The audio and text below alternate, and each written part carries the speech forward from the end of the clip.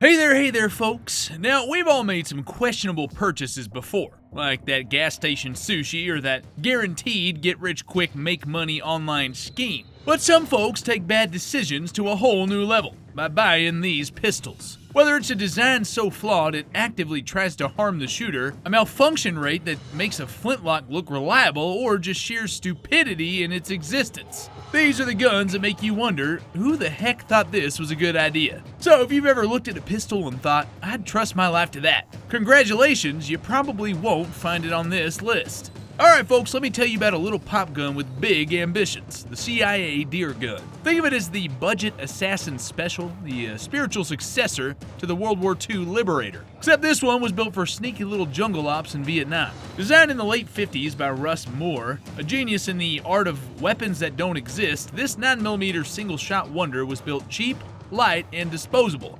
$3.95 a pop. No, not $395. $3.95. That's less than a fancy cup of coffee today, and unlike your overpriced latte, this thing had a real kick. The design? Pure no-frills brutality.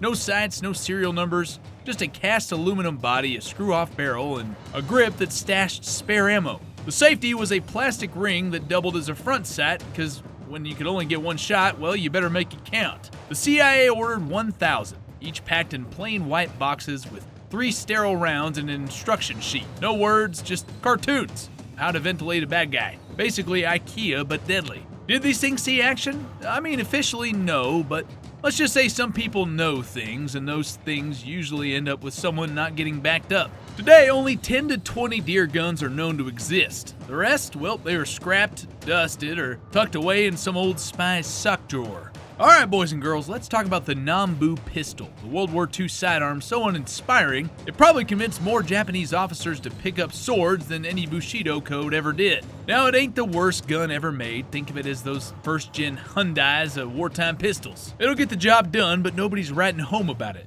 You get it? The 8mm round? Well, that's about as menacing as a firm handshake.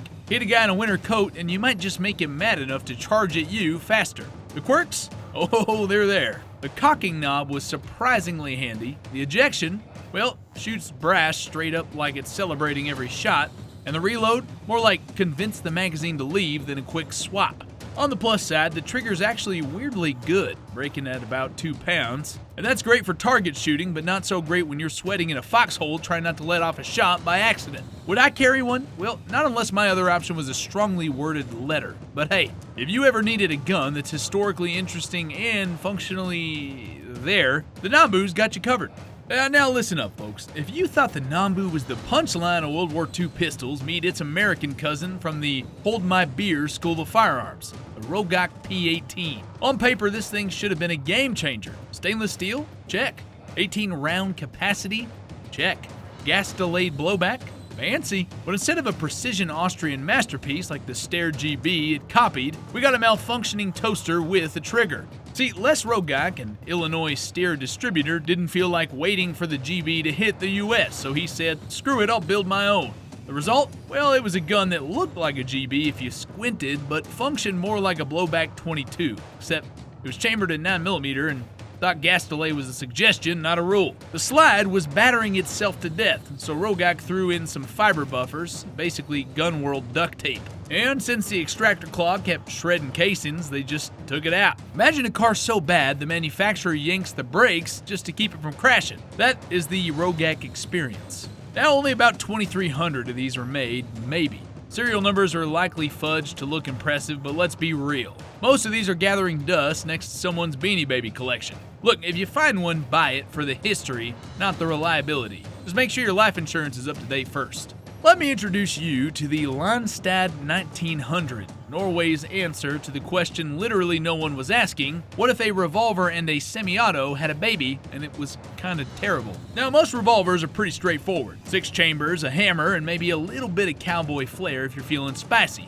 But old Harvard F. Landstad of Osio looked at that simplicity and said, nah, I can make this way more complicated. So in 1899 he did. He took his hard-earned kroner, locked himself in a workshop, came out with what can only be described as a mechanical fever dream. Why, you may ask? Well, this thing was about as reliable as a car with square wheels, and let me tell you, it was just as practical. It was overly complex, which is polite military speak for what the hell is this, Halvard? The performance was dismal. The kind of dismal where even your mom wouldn't lie and tell you it's good just to be nice. Now, after politely being shown the door, Halvard decided, you know what? Maybe Norway doesn't deserve this brilliance, so he packed up his weird little gun and himself too, I guess, and he immigrated to the UK where he lived out the rest of his days. And that prototype, yeah, he kept it. I like to imagine he brought it out at parties like, hey, you guys want to see the future of firearms? Only to have everyone slowly back away and pretend that they left the oven on at home. Now, let's talk real quick about the design. At first glance, you might think, hey, that's just a regular revolver, right? No, it's wrong. The Landstad is what happens when you take a revolver, a semi-auto, and a whole lot of bad ideas, throw them in a blender, and forget to put the lid on. Instead of your good old 6-shooter, the Landstad is a flat cylinder with only 2 chambers. Yes, you heard that right, 2. Why have 6 shots when you can have 2 and just make life harder? But wait, it gets better. Instead of a hammer, this thing's got a slide, like it's trying to be a semi-auto but doesn't quite know how. And oh yeah, it's got a box magazine too, cause Halvard was just tossing features in like he was making a weird firearm casserole. This wasn't just a funky looking gun. The Landstad is one of the few true automatic revolvers. When you pull the trigger, it moves around from the magazine into the bottom chamber, rotates the cylinder to line up with the barrel, fires, and automatically ejects the casing. Sounds pretty cool, right? Yes, until you realize it's like trying to run a Rube Goldberg machine with live ammo. Look, the Landstad 1900 ain't winning any awards for practicality. It's not even winning the participation trophy, but you gotta respect Halvard for trying something new. Sure, it was overly complicated, sure, it was unreliable, and sure, it got laughed out of a lot of military trials, but it's kind of this weird, wonderful misstep that makes firearms history so interesting. So here's to the Landstad 1900, the gun that tried to do everything and ended up doing nothing really well. But hey, at least it's not a Rogak P18. Alright folks, close your eyes. You know what, actually keep them open. Imagine a gun with me that shoots rockets instead of bullets. Sounds pretty sweet, right? Enter the Gyrojet, the 1960s brainchild that looked cool but shot like a drunken stormtrooper. Instead of good old bullets, the Gyrojet fired tiny rockets that started slow and maybe sped up eventually. At close range, it was useless. You'd be better off throwing it. And accuracy? Well, forget it. Some rounds broke the sound barrier with a satisfying crack. Others fizzled like a sad bottle rocket. And that means that hitting your target was basically a cosmic coin toss. Now to make things worse, the ammo was stupid expensive and prone to fouling. If dirt got into the rocket vents, your shot might veer off into Narnia instead of the target. In the end, the Gyrojet had terrible power, worse accuracy, and 0 disadvantages over traditional firearms. This thing flopped harder than a pancake at a county fair. Now, they're rare collector's items, but if you're thinking of firing one, well, don't bother. You'll hit everything but what you're aiming at. In short, cool idea, terrible execution. Sometimes sci-fi should just stay sci-fi. The Dardick Revolver. Because apparently someone looked at regular bullets and thought, nah, let's make them triangles. That's right. This mag-fed double-action oddball from the 1950s used triangular cartridges called Trounds. It's like your ammo took up a geometry class and never shut up about it. But wait, it does get weirder. The Dardick wasn't just a revolver, it could convert into carbine faster than you can say bad idea. Imagine, a gun that can't decide if it wants to be a pistol, a rifle, or a weird paperweight. Sure, it didn't really work, but hey, points for creativity, right? This thing could hold 13 rounds in an internal magazine and 2 in the cylinder, cause why not complicate things? Now you'd think with all that innovation it'd be a hit, right? Wrong. The Dardick flopped harder than a fish out of water. Turns out, caseless triangle-shaped ammo wasn't exactly flying off the shelves. The Dardick Corporation folded by 1960. Oh, I know, shocking, yeah. And the cherry on top? Well, Dardick was designed to fund research for a fully automatic machine gun. Because if your weird triangle revolver doesn't sell, why not dream bigger, right? In the end, the Dardick is like that quirky uncle with big ideas and no follow-through. It's a collector's oddity now, and if you ever find one, it's probably best to admire it from a safe distance, because those old Trounds are definitely not safe to fire.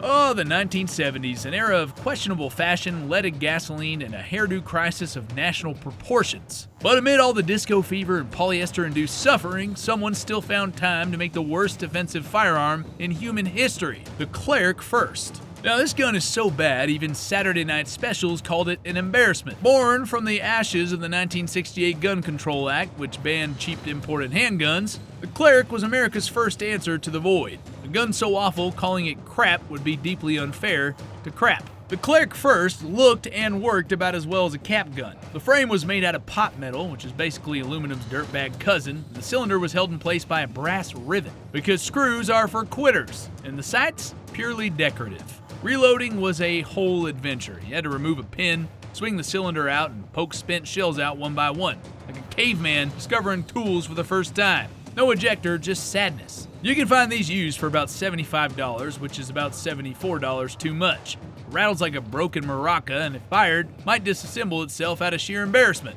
In a self-defense scenario, you'd be better off throwing it at your attacker and running. In the battle of Clerke first versus baseball bat, I'd pick the bat. At least it wouldn't explode in my hand.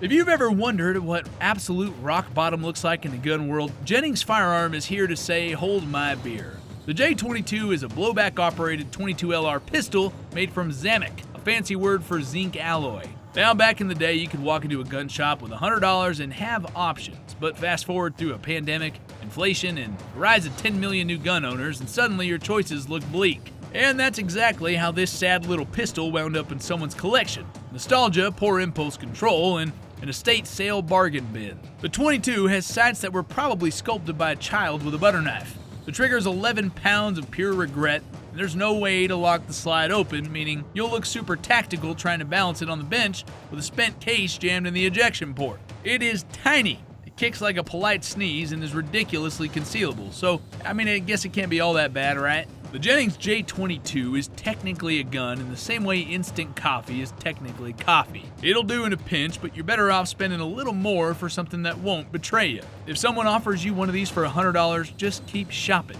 When you're fighting a war and can't exactly waltz into the nearest gun store, well, you improvise. That's exactly what happened in Barcelona during the Spanish Civil War, when some seriously determined folks decided to handcraft their own version of the 1911 Star pistol in 9mm Largo. Except instead of the tried and true Browning locked action, they went with a simple blowback. Because why not make an already questionable plan even more exciting, right? And thus, Isard was born. It was named after a Spanish antelope, presumably because it kicked like one. Only about 250 of these beauties were ever created, and each one looks like it was built by a different guy on a different day using a different level of patience. Some had one-piece frames, some had two-piece frames, and later models even had distinctively extended barrels. This means that no two Isards are quite alike, kind of like snowflakes, but significantly more dangerous. It's honestly pretty impressive that these things functioned at all, but when you're in a war and your choices are homemade pistol or really mean letter to the enemy, you can take what you get. The Isard's a testament to human ingenuity, desperation, and a complete disregard for firearm safety. If you do ever get your hands on one, treat it with the respect and suspicion that it deserves. Because you never know if it was built by a gunsmith or a guy who normally fixed bicycles. If firearms had a most likely to disappoint category, the Lorcin L380 would be the class valedictorian. This pistol ain't just bad, it's the kind of bad that makes you question who approved it for production and what crimes they committed to deserve this punishment. The slide's made out of pot metal, which is just a fancy way of saying it's one step above recycled soda cans. The internals are a mess, and the safety is about as trustworthy as a politician in an election year.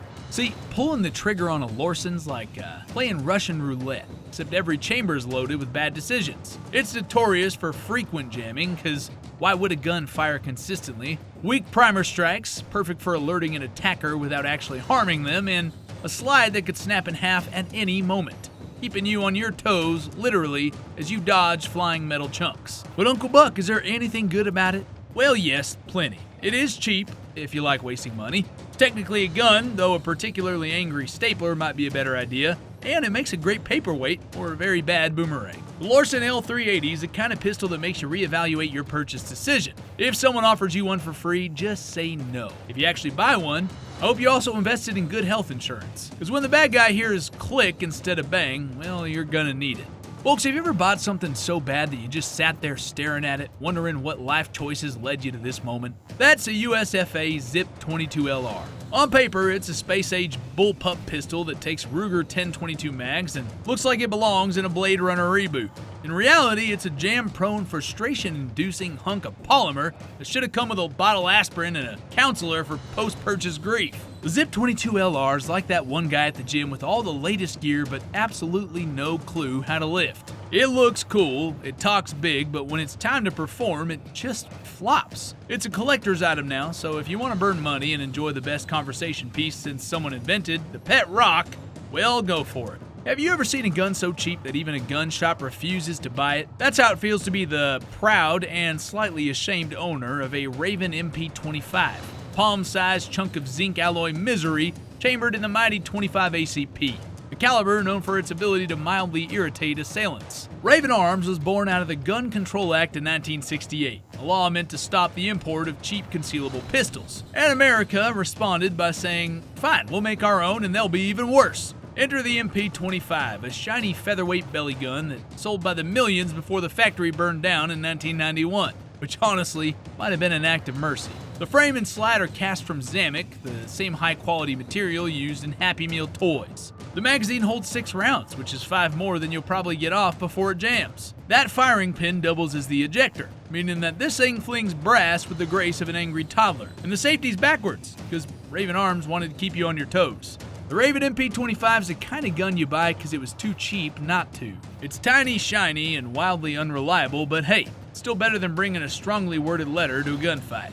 Alright folks, let's talk about a gun so rare, so obscure, and so historically convoluted that even its own manufacturers probably lost track of it. Meet the Mamba pistol, a stainless steel high-capacity semi-auto born out of necessity, smuggling, and a general disregard for arms embargoes. The Mamba, named after the terrifyingly venomous African snake, was meant to be a military-grade combat pistol. It eventually slithered into South Africa, where it saw limited production before making its way into the US via Navy arms. It looks kind of like a Smith & Wesson, but trust me, it is its own animal. Well, let's see. It was huge. At 8.6 inches long, carrying it concealed would be like stuffing a brick in your waistband. Wrong place and wrong time. The 9mm craze hadn't hit the US yet, and Europe had more practical options. Arms embargoes and politics were aplenty.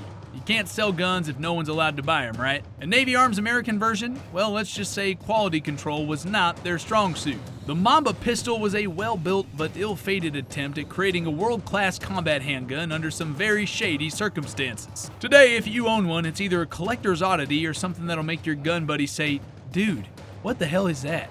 The Sig Sauer P320 was supposed to be the golden child of modern handguns. Military approved, law enforcement loved, and Hollywood famous. Well, it turns out the P320 had one tiny flaw. It had a habit of going off when dropped. You know, the one thing you really don't want a gun to do. In tactical situations, that is a recipe for friendly fire, lawsuits, and a whole lot of oops. It has wounded 80 owners according to an 8-month investigation by thetrace.org. It wasn't just customers, but police officers, 33 in total, who were injured by discharges. Eventually, 6 agencies removed the firearm from service over concerns for this model's safety. Now, Sig Sauer, being a responsible gun parent, hit pause, fixed the issues, and they did offer an upgraded program, so no, the P320 didn't really disappear, it just came back with a safety net. If you've seen John Wick 2, Gunpowder Milkshake, or the SEAL Team, you've seen this gun in action. Hollywood loves it, which means search engines do too. Roughly 40,500 people a month are Googling the P320, putting it neck and neck with the Glock 22, but still miles behind the Glock 19, the internet's undisputed champion. I mean, the Glock 19 is reliable. The 15-round capacity, it's got that I'm in every action movie ever energy. And then you got the Smith & Wesson M&P 9 M2.0. Sleek, advanced trigger, and a low-bore axis for better accuracy. Bottom line, the P320 ain't going anywhere. And with its upgrades, it's back in business. But if you're on the fence, take it for a test drive. Just know, try not to drop it.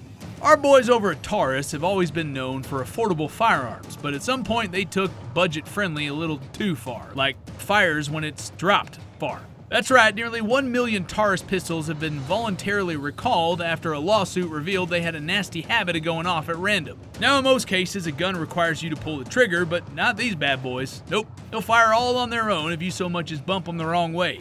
That's a feature nobody asked for, yet Taurus delivered anyway. If you carry one of these models, congrats! You've been carrying a self-firing time bomb. These guns were sold between 1997 and 2013, meaning that some folks have been unknowingly walking around with a holster roulette special for over a decade. The lawsuit itself was sparked by Deputy Chris Carter, whose PT-140 Millennium Pro hit the ground and fired off a round all by itself, striking a parked car. And that was just one case. Apparently, these guns have been going off randomly for years. Taurus, of course, denies everything, saying the guns are perfectly safe, but between a $50 million settlement and a jury awarding another guy $1.25 million after he got shot in the leg by his own holstered gun, I'd say the evidence speaks for itself. If you own one of these Taurus models, you've got options. Get a full refund, up to $200, exchange it for a safer Taurus model, hopefully one that doesn't act like a landmine, or keep it and live dangerously. Taurus is also graciously providing safety videos, because apparently the solution of a faulty firearm is a tutorial on how not to drop it.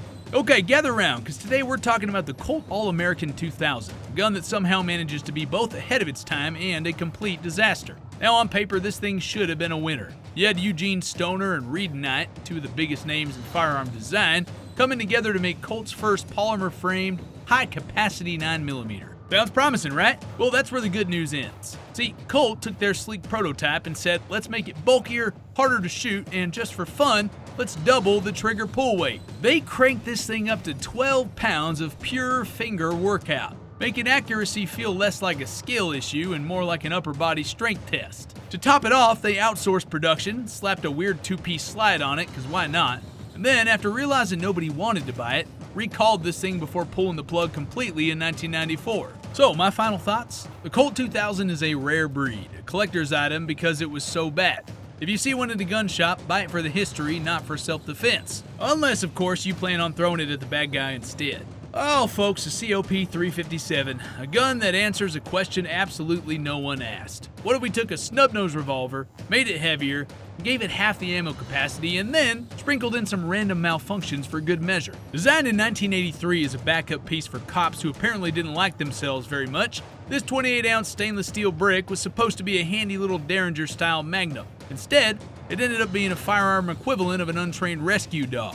Sometimes obedient, but mostly unpredictable.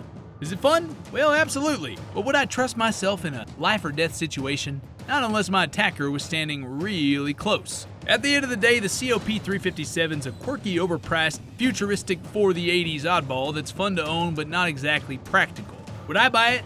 Not even if it came with a free steak dinner. And that's pretty darn tempting. Folks, World War I guns like the M1911, despite being over 100 years old, remain respected collectibles, still functioning like they just left the factory. Meanwhile, guns like the Jennings are often regulated to the "why did I buy this" section of pawn shops' inventory. The best firearms are purpose-built and tested to withstand time, while the worst end up on sharpshooters' roast list as disasters to avoid. If you like this content, subscribe, like, and hit that little bell thingy, or check out the next video on your right for more classic guns. Thanks for watching.